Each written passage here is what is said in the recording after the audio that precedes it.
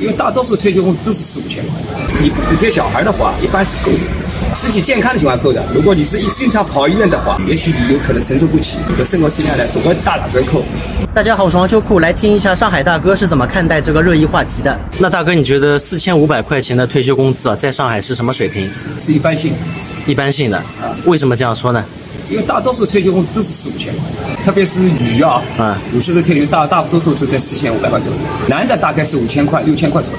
你觉得4、5千块每个月的这个退休的生活的话，你觉得还是绰绰有余了？绰绰有余。如果会管孩子，对吧？管小孩的话，他们失业了还补贴他，那么我就不够了，只够自己生活的是吧？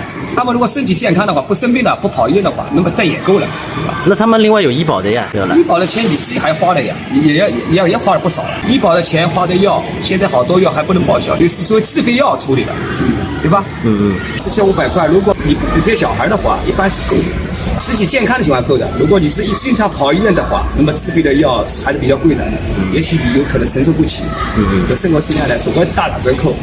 一般你旅游的话也够了，对吧？一个月到外地去旅游1次2次，应该感觉还是承受得起。总而旅游你还要存点钱，对吧？还得存点钱，存个1点2点，一般点也够了。这是我说什么意思？这是说的你是小孩不要你贴的，不要你贴的。如果小孩要你贴的话，这个就现在上海好像贴小孩的不多吧？应该，据我所知也不少，也不少啊。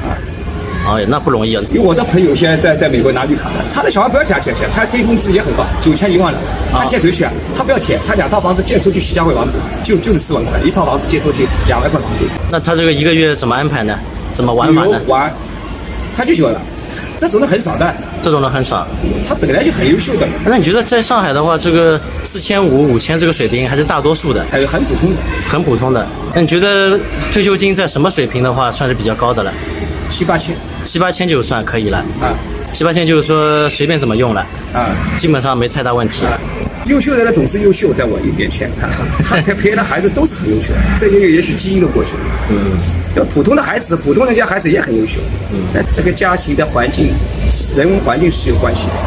我一直这样的，人文氛围是有关系的。从小怎么教育？但我觉得现在这个退休工资啊，在上海来说也不能反映一个人是否有钱，对吧？有的人可能是家里拆迁的多，存款多，也不一定的是吧？啊，有些人下行以后赚了一点钱，发点小财也有。退休金这个东西对他们来说也无所谓，无所谓，看人的，每个人的家庭不一样，他说的想法也不一样。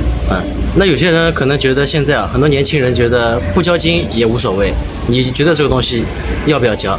交不交是他自由选择啊，就是你认为嘛，这个事情的话，你建议你交也好，不交，这是你的自由选择啊。你躺平也可以，你躺平也可以，这个社会就这样。1500块、5000块啊，退休者钱多钱少无所谓，只要他们平时生活充实。比方讲，他平时可以做一件社会公益事业，对吧？去帮助该帮助的人，帮助年老体弱的配点药，帮助年老体弱的腿脚不便的时候买点菜，去探望他。有些去做社会的志愿者，对吧？帮那些流离失所的人，送什么饭，送那些他们该需要衣服啊，这也是他的生活成果。有些可以在广场组成一个乐队，唱歌，抒发自己的思想感情都可以。如果他们组成一个团队的话，就组成一个团队，那就更加好。组成一个乐队，组成一个什么学习小组、教育小组都可以，教育他们外面的什么素未平生的一些年轻人，对吧？帮他解决一些实际困难，这可以。但是他们不是得到感恩回报，是做生活的充实，对吧？对，最好。中国最缺少这种，这样他生活更加充实。但是旅游也是一个方面啊。包了大好河山，对吧？美丽的风景，这个都是他们的生活。就钱多钱少都不影响生活的，影响他的生活，还是要自己的精神世界要充足，精神世界要充实。其实他们退休的，他们很多事可以做，很多事可以做。